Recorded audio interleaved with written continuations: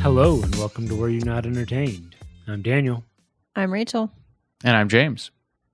and today we are doing another Halloween. Halloween. I can't talk. Yeah. We're doing another Halloween special, and we're Yep. covering Trick or Treat. It's a lot Trick of movies, man. or Treat. Yeah. I've never seen this movie before.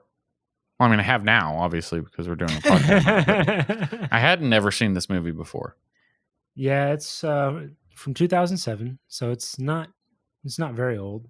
It's not very new. Not very new. Yeah. Yeah, 13 years is not like a baby or anything. Yep. Not old, not new. It's not a baby. That is correct. Baby's about the only age in this movie who didn't get murdered. They went hard, man. We'll go ahead and give a traditional spoiler alert, because I feel like we will talk about things in this movie that will spoil parts of it. Yes, definitely. This one's hard to talk about without spoiling. Yeah, absolutely. And I will also start in saying that this is my favorite Halloween movie. Really? Yes, it is. And it's actually a Halloween movie. It's a good one. It's not like a lot of movies that are considered Halloween movies but don't take place during Halloween. It's a Halloween movie. It is literally about Halloween. Yes, Did 100%. I say Halloween because Halloween. One more time. But Okay. is it on Halloween? It's on. Ah, there it is. That's what I'm saying. No, this is a really good movie. I think it's very interesting as well because you've got some of the more scary elements like you would in a regular horror movie. Mhm. It's a Mhm. little bit of gore, but it's not too much. I wouldn't necessarily classify not it as like a overly- slasher or Yeah. anything like that. And it's Yeah. done in a funky way because all these stories fit together, but it does not go in chronological order and you still don't struggle to follow it. Right. Yeah, it's got this anthology style where it's 4 or 5 different stories that all intertwine but they could easily be separated out. Mhm. And it plays through the narrative really, really well. But the fact that they're jumping from story to story kind of takes a little bit of the tension away. And so it makes it more fun than I think it would otherwise be. Yeah. Yeah, I think it makes it more palatable for someone who's not a huge fan of this horror style. Yeah. If you're like hate horror movies or scary movies, I guess we can say. Yeah. This is not really a scary movie. There's not a lot of like suspense. There's not a lot of jump scares. They really kind of show you everything before they do it. Yeah. Well, there's some suspense, but not to the point of it making you really uncomfortable. Right. Because Yeah, it's not you are like that. curious, the whole time with when he's carving the jack-o'-lantern, Mm-hmm. Mm-hmm. especially when he just stabs the knife straight into that kid's head. It is suspenseful until that moment. And even though he's done something horrible, it's still not scary. It's not like you're going to scream or jump or anything like that. And same with when Sam is in the old man's house. Mm-hmm. It's suspenseful the whole way, the whole time he's in there, but it's not unbearable. Right. Yeah. It balances it very, very carefully and does a Yeah. good job. Yes, it does. Yeah, it's not the suspense that you're talking. Yeah, it is, I guess, suspenseful in some of those instances, those moments, but not like in the moment with the pumpkin carving. You're wondering if he's gonna like stab his kid. Right. Justifiably so, though. That kid was He was a super pain in the annoying. ass. He was super annoying, but that's really what you're wondering. That's what you think is going to happen, and then it turns out that he's stabbing the other annoying kid who's already dead. And that's also part of the weirdness of the subversion, is because it's shot from above his son's face. Mhm. Or son's head. So you don't know where the knife is actually going. And when it raises back up, it has what looks like blood on it. Mhm. And so but when you hear the kid talk, you think that at that point, oh, okay, he stabbed a pumpkin and there's blood on it.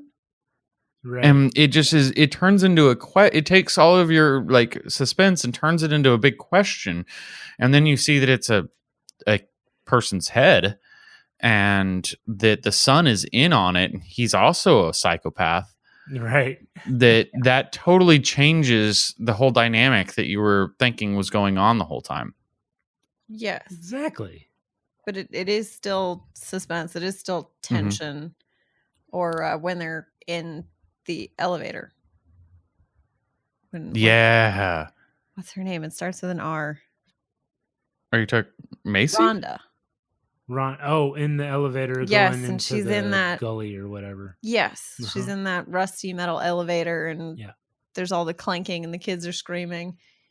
Again, Yeah. a little suspense, a little tension, Right. because you're just not sure what's going on. Yeah. I don't know. It's done in a very interesting way. I don't find it at all scary. Never did.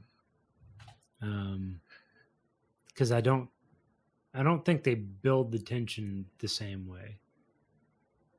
No, and it's not. It's the not to get like that same- jump scare out of you. Maybe that's it.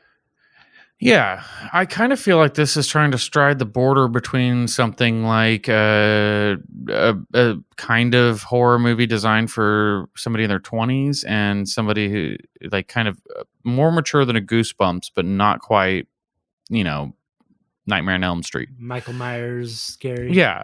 And there's this kind of like balance that it's almost like Final Destination as far as like the audience they seem like they're shooting for. Yeah. Yeah, I could see that.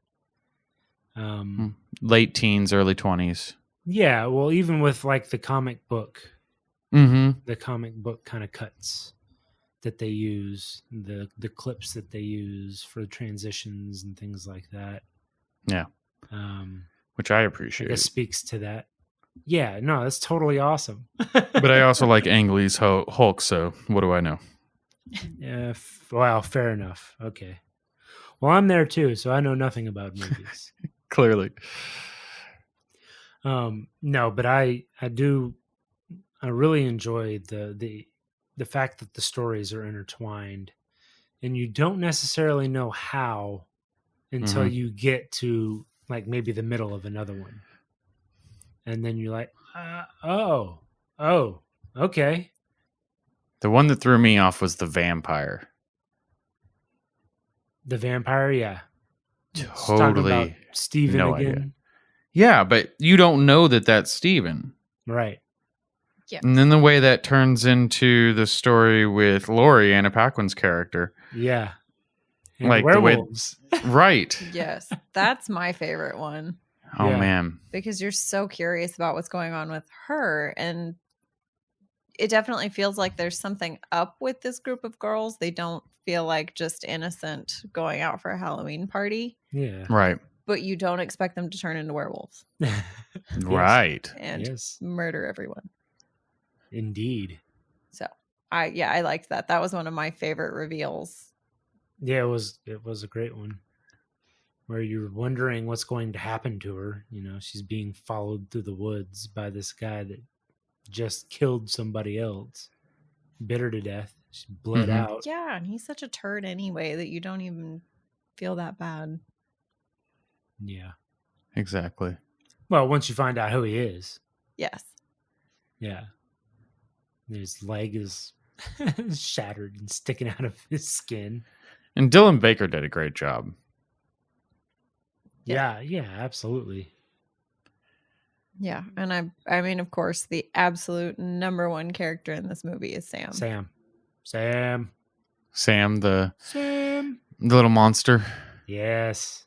I Sam is my really favorite. dislike the fact that they took his hood off, took his mask off.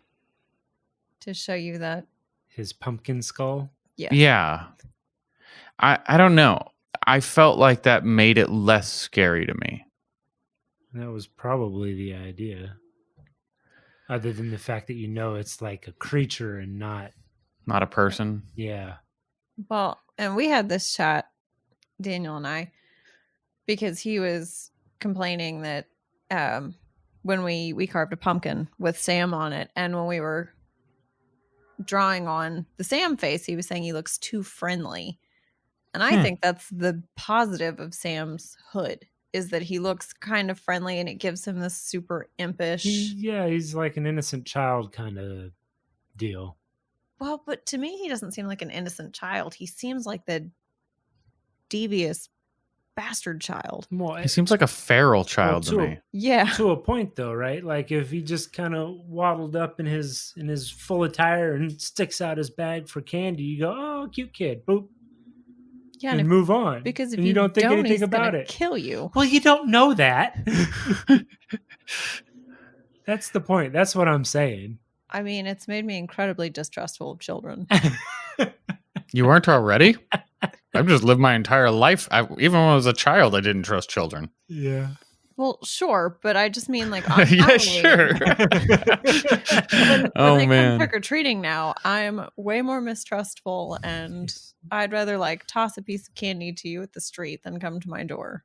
Well, That's- don't worry. It's 2020. That's going to be the status quo. Right. Right. Well, so that's kind of the thing that I love the most about this movie is that there is an underlying theme the whole time, and it is basically the respect of Halloween and its traditions Mm-hmm. the whole time. I mean, he says it in the very beginning. They're there to protect you. Yeah, exactly. Well, why do we do this? Well, it's just tradition. Well, it's a stupid tradition. Okay, Right. well, that's what you get. Yeah, death. Death. You die, Leslie Bibb. Yep. Throat sliced by a sucker. Yeah, that's pretty terrible. Which is great. That is such a good murder weapon. It is. That sucker is iconic because every time you look up trick or treat, that's the first thing that comes up. Mm-hmm. Is that jagged jack-o'-lantern Jack-o'-lantern sucker. candy. Yeah. Yeah. It's awesome. It is awesome. I love this movie. Well, I mean, it's even so the pumpkins you're explained there, you're explained the same thing when they go down in the gully or whatever. Respect the dead. Yeah, because and it's the lit pumpkins that are keeping Right. them safe. So once they just, we're done with these stupid things, and Yep. all the respect is gone, they kick them and blow them out or whatever, they get attacked. Yeah, but it is somewhat inconsistent because, I mean, at the end when Mr. Krieg Yep. finally fends off Sam and Sam takes off, Mm-hmm. he goes out front and there's pumpkins all over his front yard. He's being attacked for a different reason. Yeah, but that doesn't... Yeah, okay, fair enough. But I'm just saying, that didn't protect his ass at all. So he got attacked the first time because of the candy. Hmm. He didn't have any candy to give out. Right. You got to pay the candy, which is Yeah. why Sam left after he stabbed him in the candy bar. A pound of candy or a pound of flesh. There you go. Basically. Yeah, he just totally lucked out that he happened to grab for that tray that he had sitting next to his chair Mhm. or whatever that had the candy bar on it. Yep. 100% lucked out. But after that, it was, paying for his past sins. Yeah. Closure because someone disturbed the dead kids. Yep. Yeah. Oh, man. Okay, so let's... Help me run this down. I've literally seen this once, and clearly that's not the case for you guys. So No. you had the group of kids Mhm. that were investigating the school bus killings. You had Yeah. the old man in the house, Mr. Krieg. Sure. You had the couple at the beginning. Yep. And then I feel like and then you have the serial killer, Steven. Yep. And then you have the werewolves. Yep. Are those the 5 stories? Am I missing any of them? No, that's it. Those are Okay. the ones. Man, so good the way they tie in together. Yeah. And I really enjoy the fact that the opening, so technically the opening scene is the end of the movie. Real? Oh, yeah. Because that's after Sam has left Mr. Krieg's house. Yep. Yep. So right before he gets killed by all the children. But From the bus, yeah. Yeah. But that is when he goes and kills Leslie Bibb. Right. And you know that that's the case, that the timeline's out of whack, because earlier you see her walking around in her robot costume in the town square or whatever. Yeah. And that's when you have the woman who's bitten by Steven run out screaming. Yes. Exactly. Man, so good. Yeah. He's good. Oh yeah, also because the kid who got murdered in the first part with Steven was the one smashing all the pumpkins. Mm-hmm. And the group of kids who go down to the lake are referencing how all the good pumpkins are gone because somebody's running around smashing them all. Yep. Yeah, and when he's trying to bury the kid is when Mr. Krieg is banging on the window because Sam's in his house. Yep. Mm-hmm. Exactly. Man, it ties in so well. It does, and it is so easy to follow despite them all sort of being disjointed timeline-wise. I remember all of it. Right. Like I can piece it all together in my head, and I've seen this movie literally one time. Yeah. Yeah, it's a really good movie. It's something that's definitely underrated. I think not enough people have seen it or really just given it a chance. I agree. I think, especially with the way that Stranger Things blew up, I think that people should go back and revisit this because I think there's an audience out there who never got a chance to watch it. Yeah. Has to be. Yeah. Has to be. Oh, and Trick or Treat 2 has been announced. Yes. What? No. Yeah. Wow. Yeah. I wouldn't have expected that. Yeah, 13 years later. 13 I mean, it's good as long as they have, a good story and a good cast and somebody at the helm who knows what they're doing. But that's kind of the case for any movie. If you have all that, it's going to be good. The original writer. Oh, there you go. Yeah. What's his name? Michael Dougherty. Mm-hmm. So he was the writer and director for Trick or Treat, and he is writing. Michael Dougherty. Yeah. Also, the Krampus. He wouldn't happen to be the Mike Dougherty from the influential band Soul Coughing by any chance, would he? I don't know. Probably not. That would be interesting. Would be. I don't see anything about that. I don't think so. He's done some Godzilla movies. Yeah. Yeah. I mean, X-Men Apocalypse, Godzilla King of Monsters. Oh. Like I said, he did the Krampus. Yeah. I mean, it's got some good stuff. Hopefully he does as well on the second one as he did this one. Because he knocked this one out of the park. That's the fear when the first one's really good. It's hard to believe the second one's going to be as good. Yes, it is. Yeah. I mean, that's kind of what history proves. Yeah. You never know. We did get a third Bill and Ted after many, many years, and it was good. So perhaps. Yeah. Maybe. All right. Well, then was there anything else you guys wanted to mention before we got into our favorite scenes? Sam was played by a child. Oh, really? Yes. Makes sense. Just FYI. Fun He was fact. played by a child for most of it. I think that the stunt guy was Really? It wasn't the child that got picked up and flung against the wall? No, it wasn't. No. Huh. Yeah. Tough kid. Yeah, exactly. Oh, I did All look right. it up. It is not the same Mike Doherty. Okay. Fair enough. Well, I didn't think it was, but Yeah. but now we know for sure. Expected. confirmed. Confirmed. Yes, exactly. All right. Well, then let's go ahead and knock it out. Since this is your favorite Halloween movie, Daniel, what was your favorite scene? So I kind of already touched on it, but it was the scene where Sam is in Mr. Krieg's house and is attacking him. And just, I mean, the whole thing I think is awesome. It has the little bit of scariness to it, like when he goes into his room and he's got all the writing on the wall, and the pumpkin is in the corner shooting flames up to the ceiling.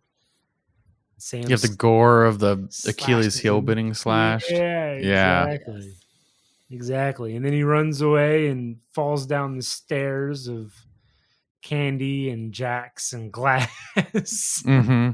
Yep. He's a devious little bastard.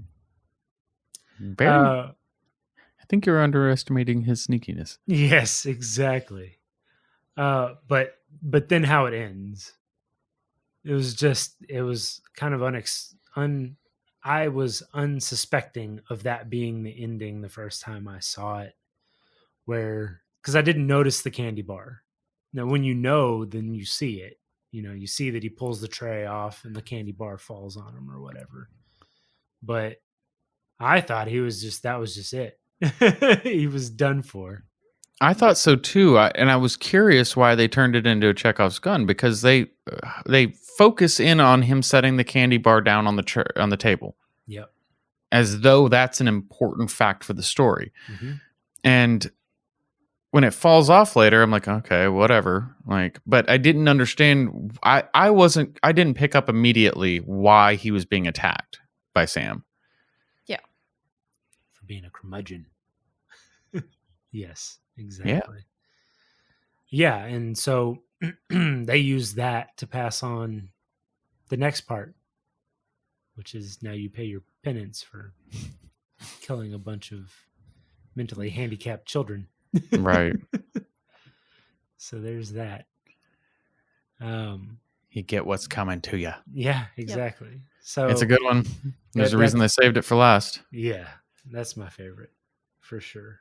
And you get the most screen time with Sam, which is also my favorite. So because he's devious little thing. Yeah. I could see you wearing a Sam costume for Halloween. I totally would. I actually want to make a Sam. I want to make a life-size Sam. I mean, it couldn't be that hard. His head's a burlap sack. No, it's button not. Side on it. It's not necessarily difficult. It's hard to find the pieces of what you need, like finding the child-sized onesie. mannequins are surprisingly expensive. Yeah. Well, and just getting the right kind of like red one or the orange onesie, and getting the burlap sack and doing the stitches right. I mean, it takes some hunting. There's some craftiness necessary. Yes. But this year, there are lots of Sam costumes available everywhere. Interesting. Yes, it's your local Spirit of Halloween. Oh, okay. Wonder if they're any good. Are they worth the money so I can stand them up outside and let them deal with the weather every year for a couple of years? I don't know, but they have a coupon. Okay. I was going to make a good one, so we'll see. As long as there's a coupon. I could probably make a little child form. All right. So, Rachel, what was your favorite scene? That's enough of that. I think that my favorite scene is kind of a weird one, but it sticks with me, and I don't know why. But it's the kids on the bus. Mm-hmm. Oh, during the flashback, particularly. Yes, there's something very memorable about the kid in the Dracula mask. Mm-hmm.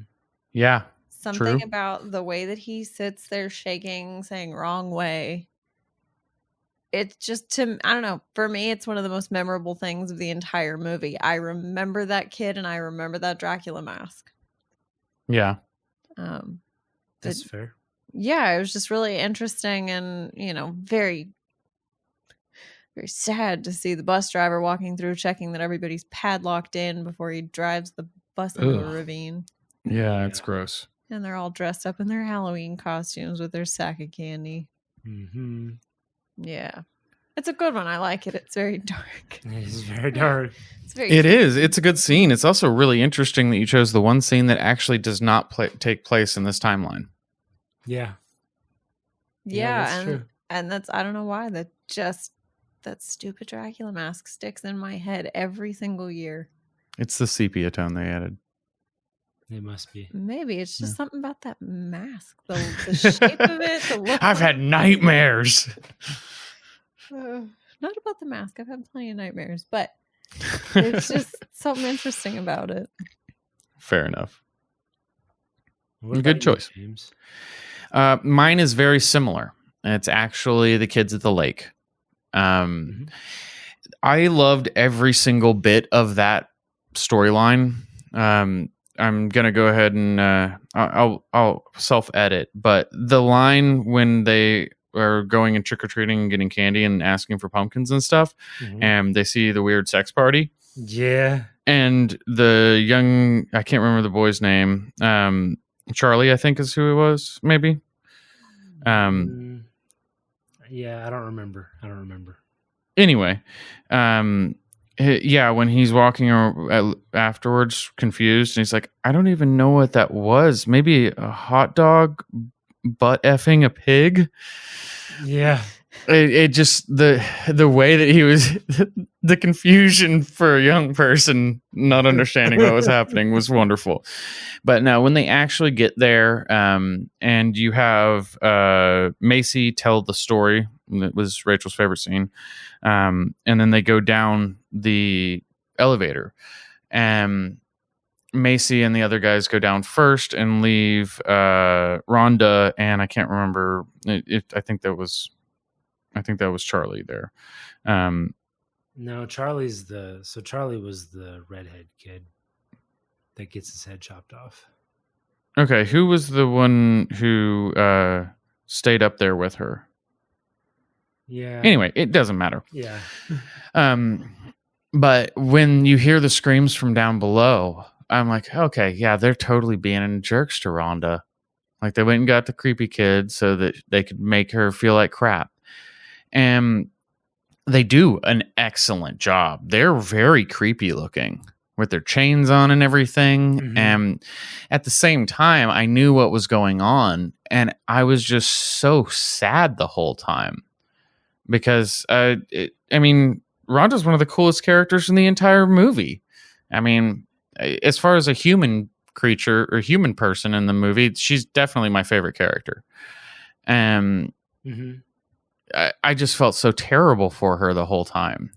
And then to have their comeuppance when they disturb the grave and the candles go out, or the jack-o'-lanterns go out, and it's just so good on so many levels. And like I said earlier, it kind of reminded me of Stranger Things in a lot of ways, which I love. That was the scene that kind of sold me on the movie as a whole. Without that, I think it would have been very good. With that, I love it. Yeah, that's fair. I think his name was Chip, by the way. Oh, Chip. Okay. Yeah, I think that's who it was. But no, it is a great scene. Respect people, and don't pull tricks on them, or you'll get eaten by monsters. Yes. Give out candy at Halloween and don't blow out your pumpkin. Yes. Right. And don't use the scene of a really horrific and tragic set of events that killed a bunch of children as a prank territory. Yeah, to try to torture a poor young girl. Yeah. Huh. Speaking of, I think we've tortured our audience long enough, so let's go ahead and call it here, unless there's anything else you want to throw in at the end. Nope. All right, well, hopefully you enjoyed our coverage of Trick or Treat. If you did, please go online and like and subscribe, and join us next time on Were You Not Entertained?